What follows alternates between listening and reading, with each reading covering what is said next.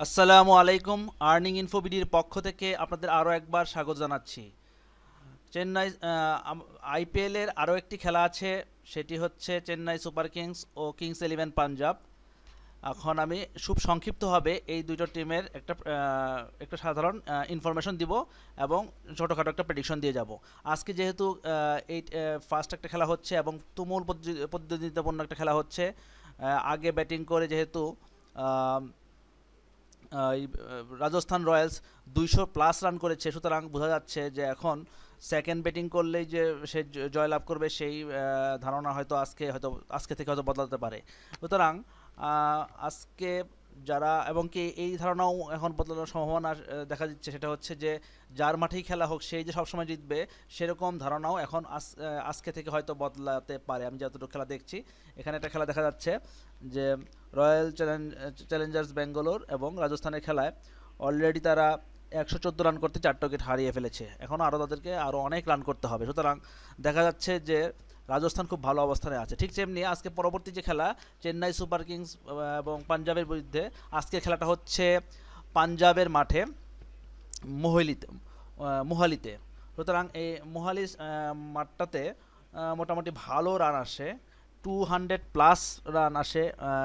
সর্বোচ্চ রান আসছে 241 রান আসছে এইখানে, এবং চেস করে জিতছে 209 রান চেস করে জিতছে। সুতরাং এই মাঠেও প্রচুর রান হয় এবং 170 থেকে 180 রান করবে যে ফার্স্ট ব্যাটিং করলে, এরকম রান সর্বোচ্চ হয়েছে অ্যাভারেজে। তো সুতরাং এখানে প্রচুর রান হবে এটা বোঝাই যাচ্ছে।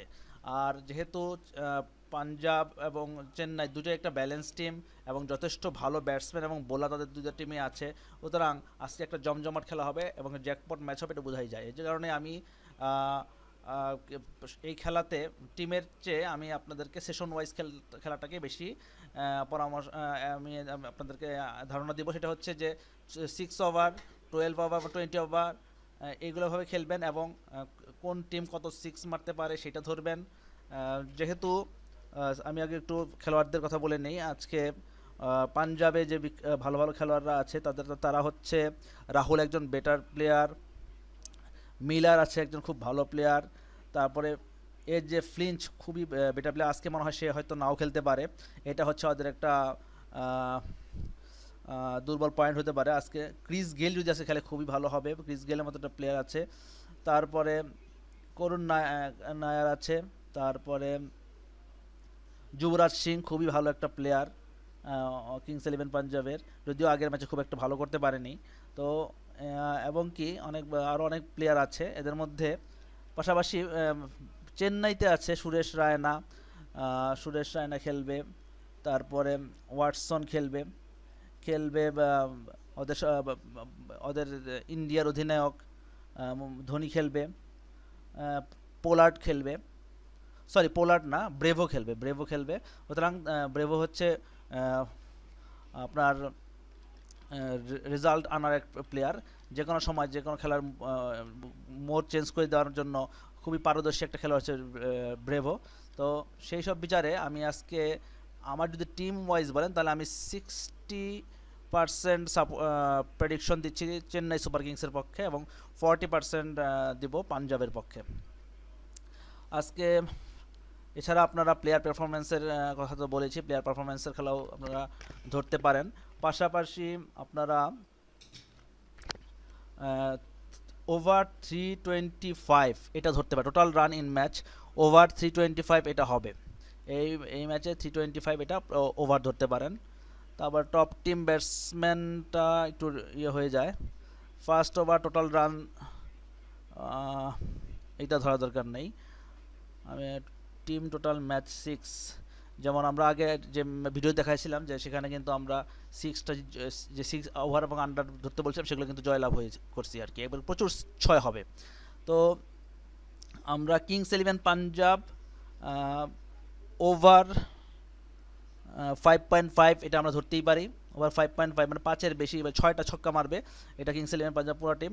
এবং চেন্নাই সুপার কিংসও 6টা ছক্কা মারবে, এটা আপনারা ওভার ধরতে পারেন। এটাও আপনারা যদি ধরেন তাহলে এটা খেলতে পারবেন। তো আজকে বেশি ভিডিও বেশি লং করব না। যেটা বলতেছি সেটা হচ্ছে যে আপনারা প্লেয়ার পারফরমেন্সও ধরতে পারেন। প্লেয়ার পারফরমেন্সে আমি এখানে আহ, আহ, আজকে আজকে ইয়েকে দেন, ধোনিকে দেয় নাই।